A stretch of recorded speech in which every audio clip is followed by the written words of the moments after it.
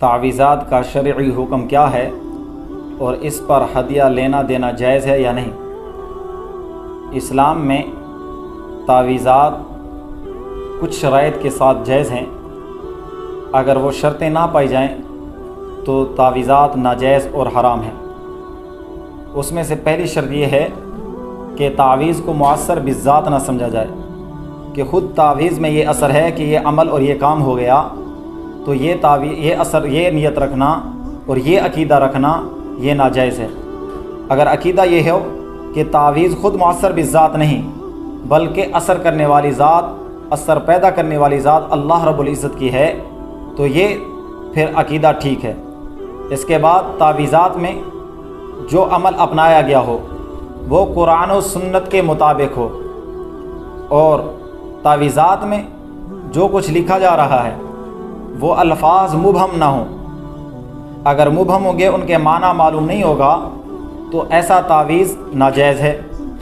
اور ان تعویذات میں کوئی لفظ شرکی الفاظ نہ ہوں یا ایسا لفظ جس میں غیر اللہ سے مدد مانگی گئی ہو، تو ایسے اگر الفاظ ہوں تو ایسا تعویذ ناجائز اور حرام ہے۔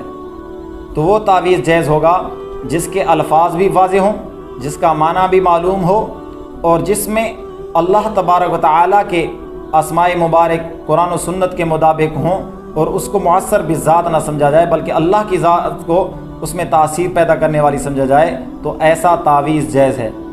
اور تعویذ پر اجرت لینا یہ بھی جائز ہے، کیونکہ یہ محض عبادت نہیں بلکہ دوا اور اتباع کے طور پر ہے۔ جیسے طبیب اجرت لیتا ہے، اسی طرح تعویذ لینے والا بھی اجرت لے سکتا ہے، کیونکہ یہ عبادت نہیں بلکہ ایک عمل ہے جس کے ذریعے لوگوں کا علاج کیا جاتا ہے۔ اور دم پر، اور اسی طرح حضور اکرم صلی اللہ علیہ وسلم کے صحابہ کرام سے بھی اجرت لینا ثابت ہے کہ صحابہ کرام کا ایک قافلہ سفر پر تھا، راستے میں ایک قبیلے پر گزر ہوا تو انہوں نے اس قبیلے سے مہمان نوازی کا کہا تو قبیلے والوں نے انکار کیا۔ رات کا وقت ہوا تو قبیلے کے سردار کو کسی موذی چیز نے ڈس لیا، تو وہ صحابہ کرام رضوان اللہ تعالی علیہم اجمعین کے پاس آئے، کہا آپ کے پاس کوئی دم کرنے کی چیز، کوئی پڑھنے کی چیز ایسی ہے کہ جس سے ہمارا سردار ٹھیک ہو جائے؟ تو صحابہ کرام رضوان اللہ تعالی علیہم اجمعین نے فرمایا کہ آپ نے تو ہماری مہمان نوازی سے انکار کیا تھا، تو ہمارے پاس اس کا علاج ہے لیکن ہم اس کی اجرت لیں گے۔ پھر بعض روایتوں میں آتا ہے کہ 100 بکریاں طے ہوئیں، تو صحابہ کرام میں سے ایک صحابی گئے، اس نے سورۃ الفاتحہ پڑھ کر اس کو دم کیا۔ جب 3 وقت دم کیا تو وہ آدمی ٹھیک ہو گیا۔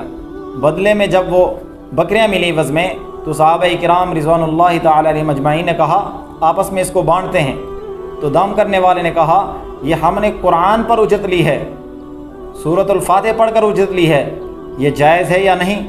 پہلے چلتے ہیں حضور اکرم صلی اللہ علیہ وسلم کی دربار میں، آپ صلی اللہ علیہ وسلم سے پوچھتے ہیں اس کے بارے میں، جیسا وہ حکم فرمائے اس طرح عمل کریں گے۔ تو جب یہ قافلہ حضور اکرم صلی اللہ علیہ وسلم کے پاس پہنچا، واقعہ بتلایا، تو آپ صلی اللہ علیہ وسلم نے ان کی دل جوئی کے خاطر کہا کہ آپ اس میں سے میرا حصہ بھی رکھنا۔ لوگ تو حرام پڑھ کر، حرام چیزوں کے ذریعے یہ چیزیں حاصل کرتے ہیں، آپ نے حلال دم کے ذریعے اس چیز کو حاصل کیا ہے، اس رزق کو حاصل کیا ہے، یہ آپ کے لیے حلال ہے۔ تو تعویذات پر اجرت لینا جائز ہے۔